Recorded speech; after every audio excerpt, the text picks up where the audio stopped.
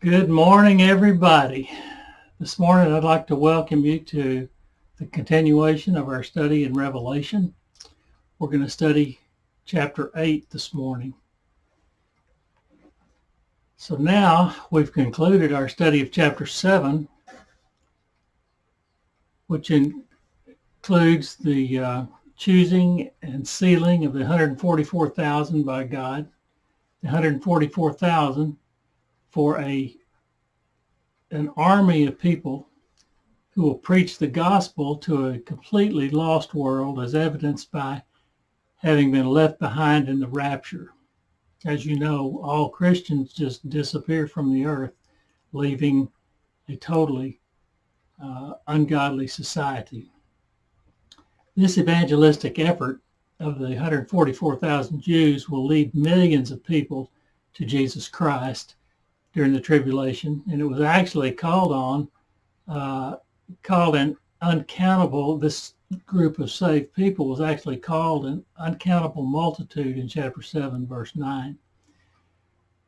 These are the people spoken of which are in heaven from every nation, every tongue, every people, every language. They worship God all of the time. This was a pause or an interlude between the opening of the first 6 seals from chapter 6 and the opening of the 7th seal at the beginning of chapter 8, which we're going to look at today. If you recall, we had total chaos in the 6 seals, in the first 6 seals, control of the world by the Antichrist through diplomacy, the war, worldwide war for sure, has famine as a result of the war, the pestilence and death as a result of the famine, including including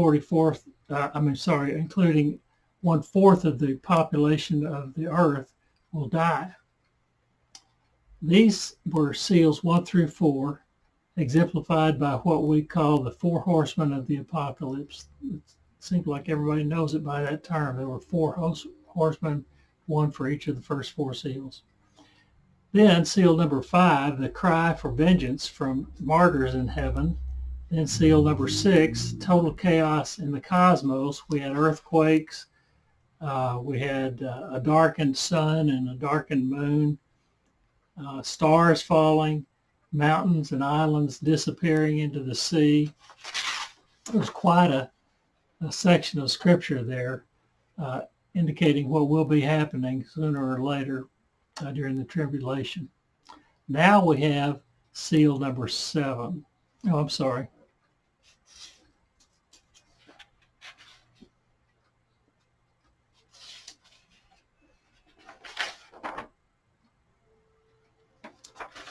Yes, now we have seal number 7. Let's look at verse 1 of chapter 8. When he opened the 7th seal, there was silence in heaven for about half an hour. When he opened the seal, if you look back, seals 1 through 4 and 5 and 6, you see that the he that we're talking about who opens the seal is the Lamb. There's silence in heaven for about half an hour. Without reading further, it looks like the lull, not the storm, but after, as we usually say, but after the storm, which was the 6th seal of chaos. What we will see is that it is really just a lull, because the 7 trumpets about to sound and they get worse. I don't really know why the silence, but one thing we know, it may not be silence at all, because the singing and praising to God goes on all the time. But it says silence in heaven. If it is a lull, it is really short, because a half an hour is nothing to God, who's in charge of these judgments. It could be an allowance of time for intercession by God because of the prayers offered by the people, which we are about to see. This is the only thing we know about the half hour of silence that we're going to be talking about. All right, which is really nothing, but there's a little talk here about we're going to be looking at some things starting in verse 2. Then let me read verses 2 through 4. And I saw the 7 angels who stand before God, and 7 trumpets were given to them. In verse 3, another angel who had a golden censer came and stood at the altar. He was given much incense to offer, but the prayers of all God's people on the golden altar in front of the throne. The smoke of the incense, together with the prayers of God's people, went up before God from the angel's hand.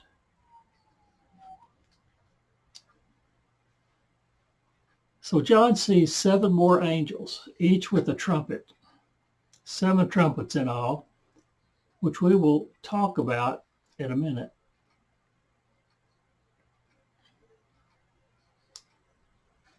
John then sees another angel with a golden censer. He is standing before the altar in heaven. In heaven, I might make sure we understand that he's standing before the altar in heaven. Today, the priest or the Pope will see, if you see a Catholic service on TV, you'll see the priest or the Pope or whoever's coming down the aisle carrying a golden censer, waving it with incense and with smoke coming out as a result of burning incense in that censer.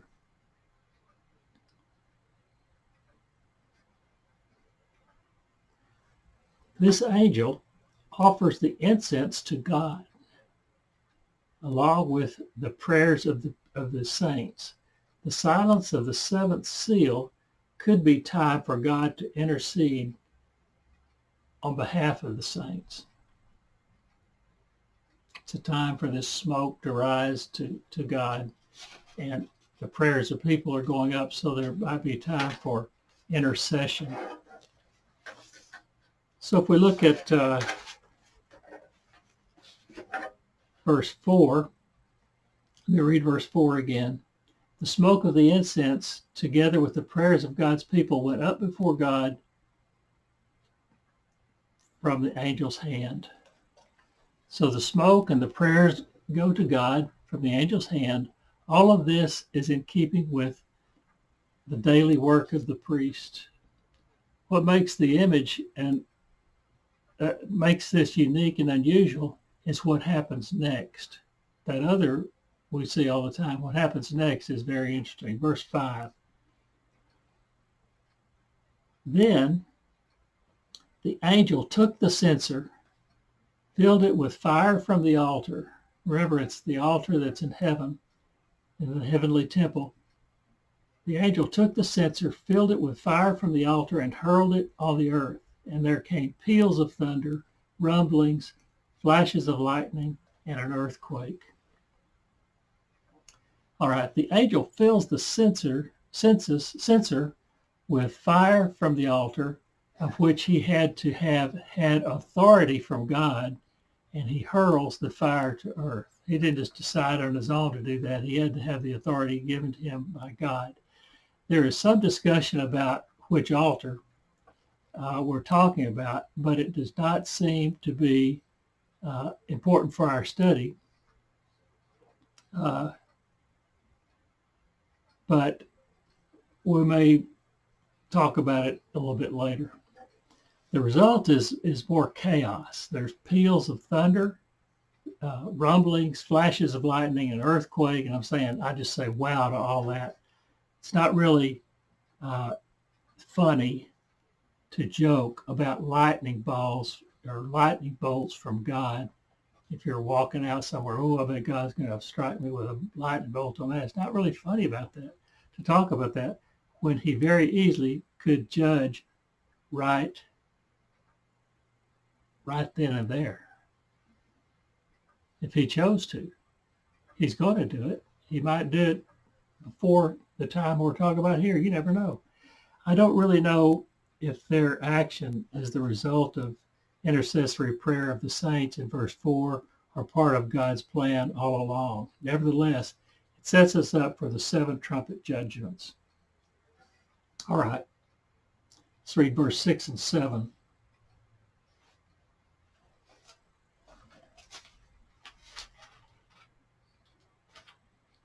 Verses 6 and 7. Then the 7 angels who had the 7 trumpets prepared to sound them. Verse 7, the first angel sounded his trumpet. This is the first trumpet judgment. The first angel sounded his trumpet, and there came hail and fire mixed with blood, and it was hurled down on the earth. A third of the earth was burned up, a third of the trees were burned up, and all of the green grass was burned up.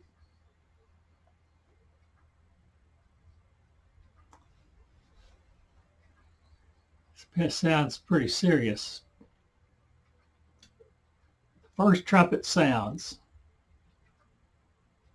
What would you think is getting ready to happen? I'm saying judgment. The 7 angels are prepared to sound the trumpets, and with that sounding comes judgment. It's just like the bowls. When the trumpet is sounded, a judgment will occur. The first judgment is hail and fire mixed with blood, and it was hurled down to the earth. And we see that we're told that 1/3 of the earth, 1/3 of the trees, and all of the green grass is burned up. We have already lost 1/4 of the population of the earth in the 4th seal. That was in chapter 6, verse 7.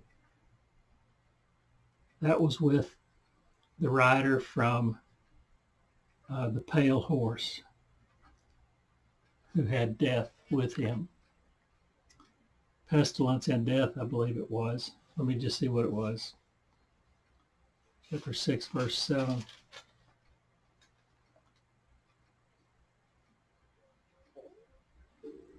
When the Lamb opened the 4th seal, I heard the voice of the 4th living creature say, "Come." I looked, and there before me was a pale horse.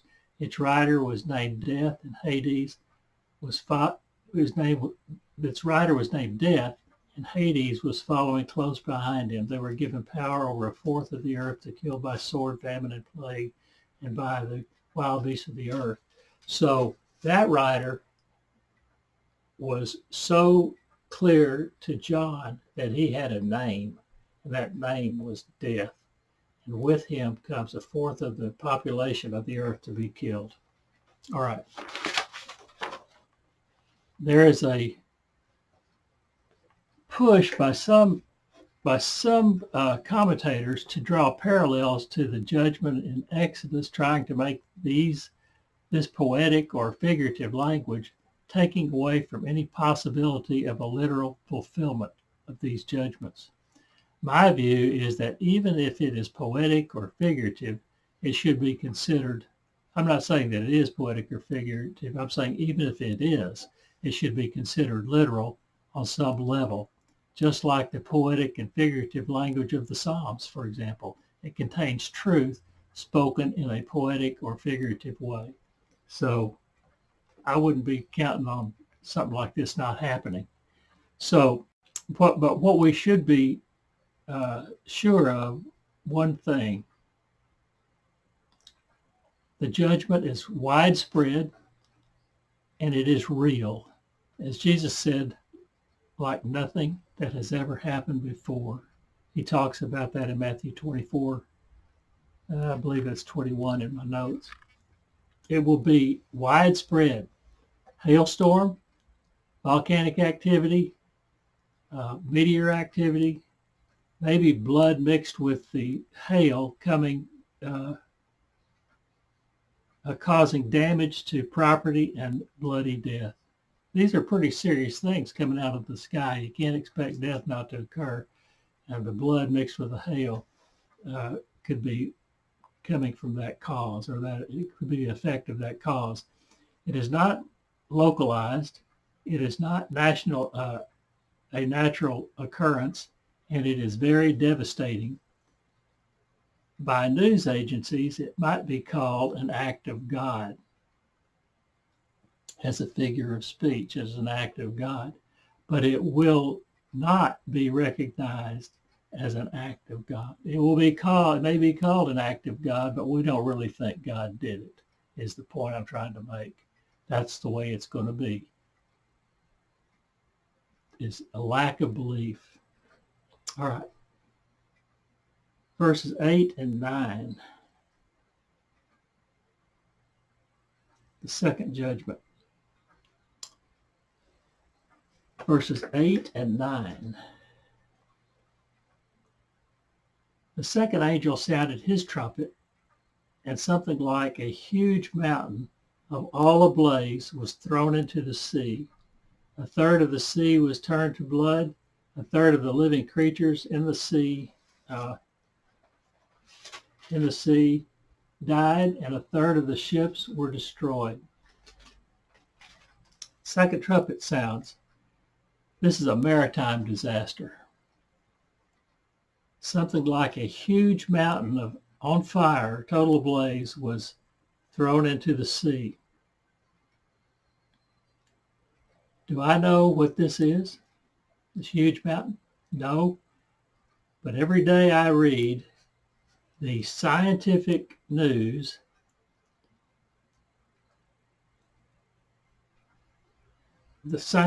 feed on the internet of huge asteroids going through space, some as large as school buses, some as large as the Empire State Building.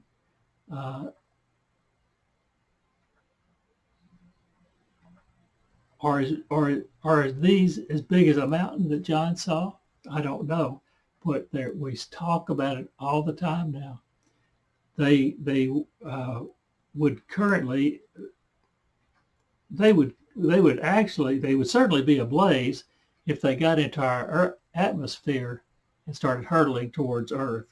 That's what happens with our returning space vehicles. When they get into our atmosphere, we've got insulation on them so they won't burn up, but they're still ablaze, and these things no doubt would be ablaze too if they got into our atmosphere and started hurtling towards Earth. All right, so it's something like a huge mountain on fire thrown into the sea, and what happens is 1/3 of the sea turned to blood, 1/3 of the sea creatures died, and 1/3 of the ships were destroyed.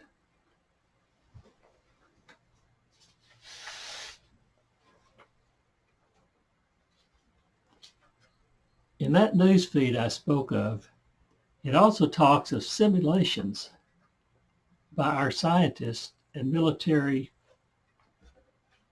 people running simulations on trying to destroy or knock off the path of such an asteroid from collision with Earth. So for example, we know one's coming right at us. And so what do we do? Because some of these things could be so big, it could be an existential threat to the inhabitants of planet Earth. So they say, well, why don't we try to avert such a disaster? We'll just practice before that day comes, and we'll be able to knock it off course or destroy it in some way, and we'll just be ready for it. So far, all simulations have failed. I will tell you, if one of those asteroids are part of God's judgment, any attempt to knock it down will fail. Certainly, asteroids of huge dimensions are more than adequate to cause the widespread carnage spoken of in the trumpet judgment number 2.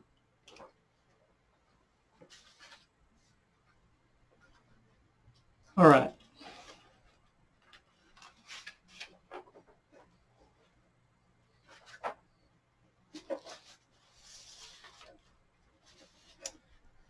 I hope you're not depending on me to tell you exactly what this stuff is, all of these visions and details of the visions that John saw.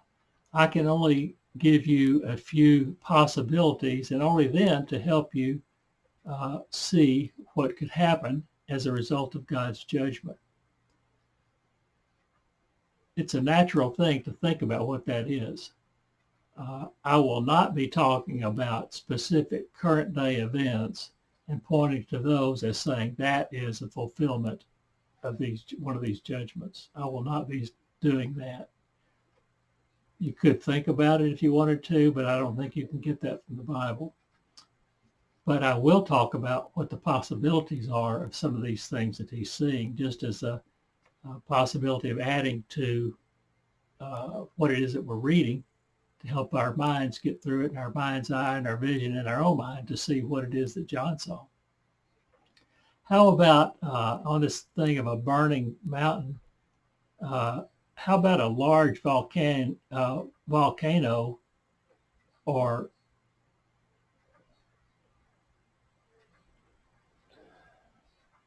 a huge ocean flood like a tsunami in Hawaii or Japan? We've seen those, only bigger. That's what happens. You have the way those tsunamis get started, you have a huge earthquake and it kind of shakes the ocean, and it gets the wave started, and it goes across through the ocean until it gets to land. And that tsunami that was in Indonesia was huge. But even then, it was only, I forget how deep the wall of water was, but we're talking about something here in God's judgment of something bigger.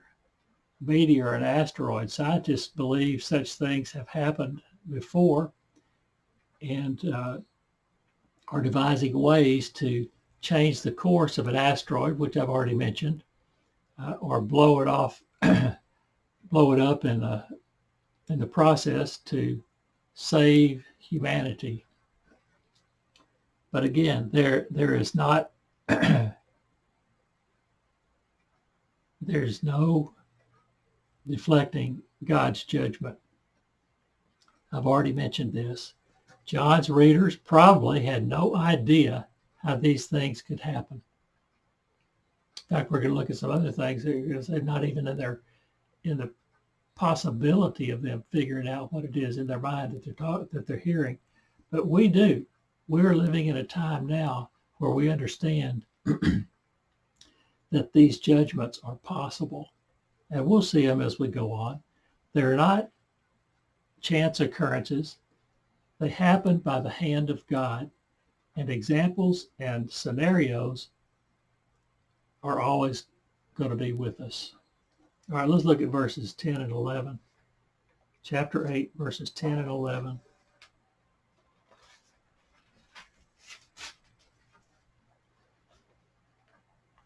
The third angel sounded his trumpet, and a great star, blazing like a torch, fell from the sky on a third of the rivers and on the springs of water.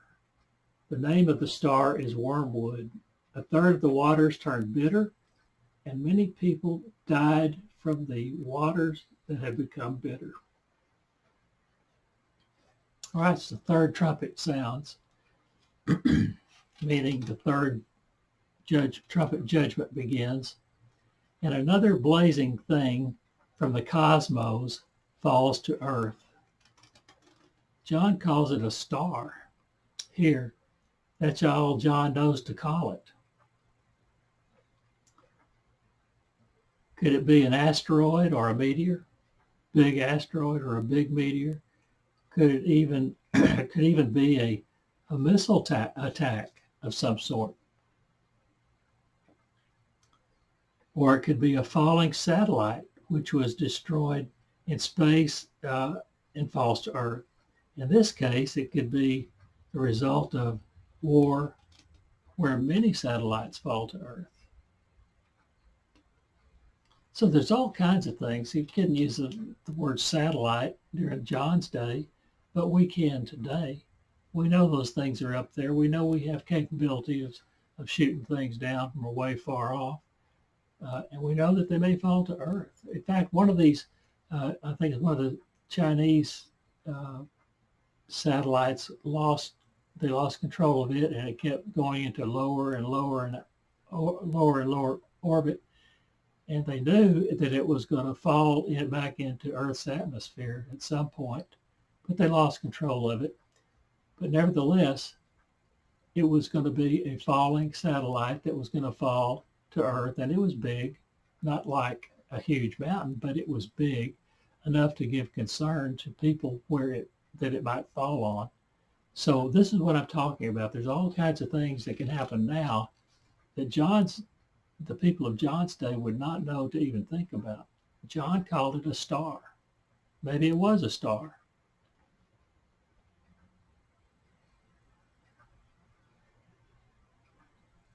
All right. The effect is to ruin rivers and streams, which for us would also mean lakes, since we dam up our rivers and streams for water supplies. The name is clear enough to John. He actually called it wormwood. 1/3 of the waters are affected, and many died from the affected waters. The Bible calls them bitter, which may have some meaning for us. The result will be widespread. Let's think about this.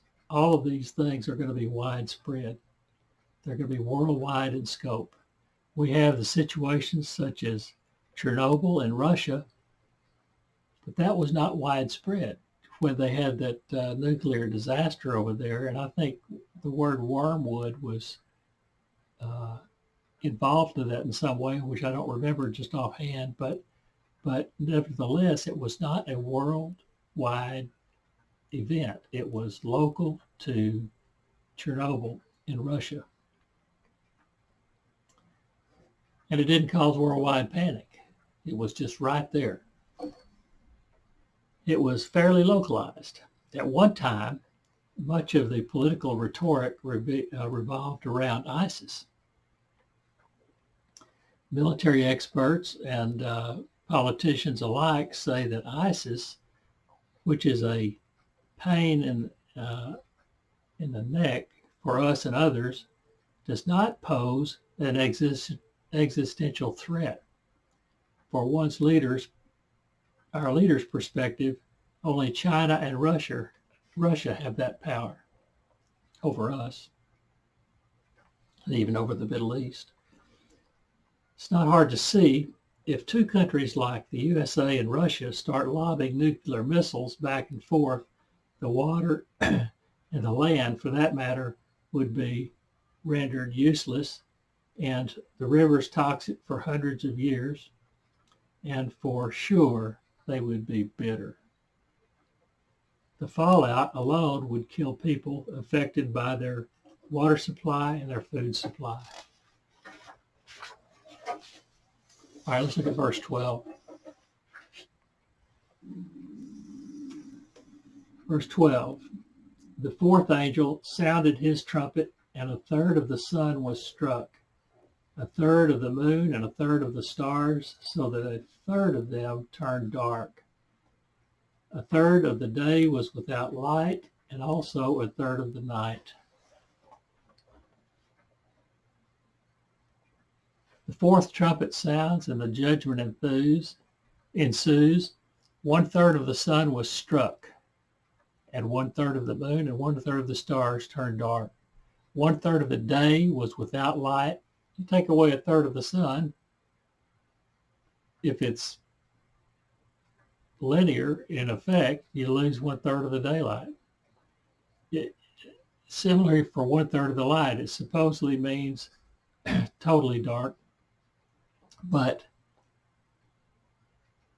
the sun pretty much drives this. Knock out part of the sun, and the moon falls in place, since it is reflected light from the sun.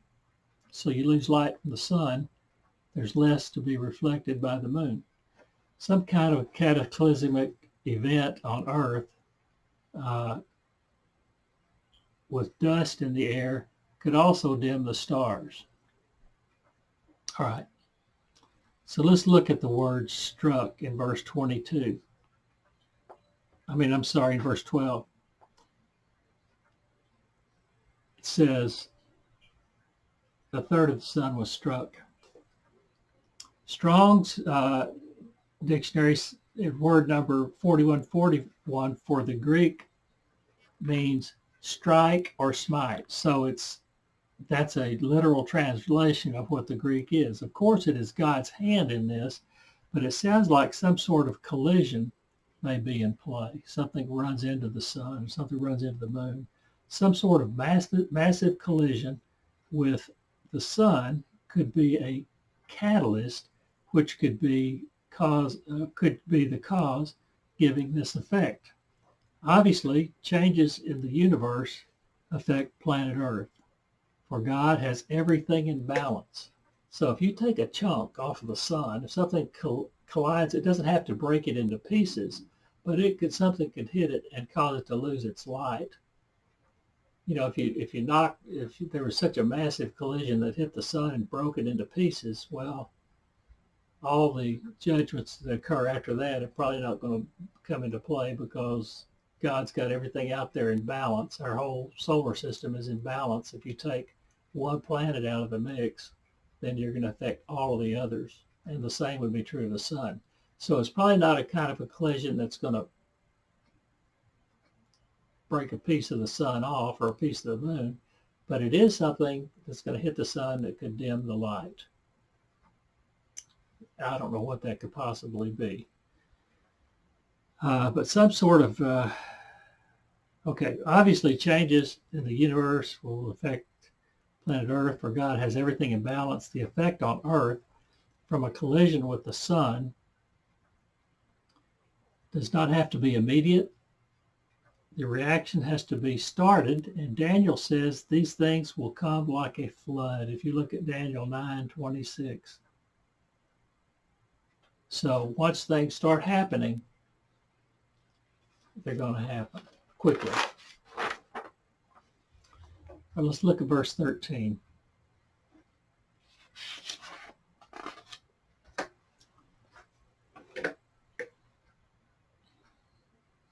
All right, verse 13. As I watched, I heard an eagle that was flying in midair. All right, we finished 4 judgments. All right, now this comes up.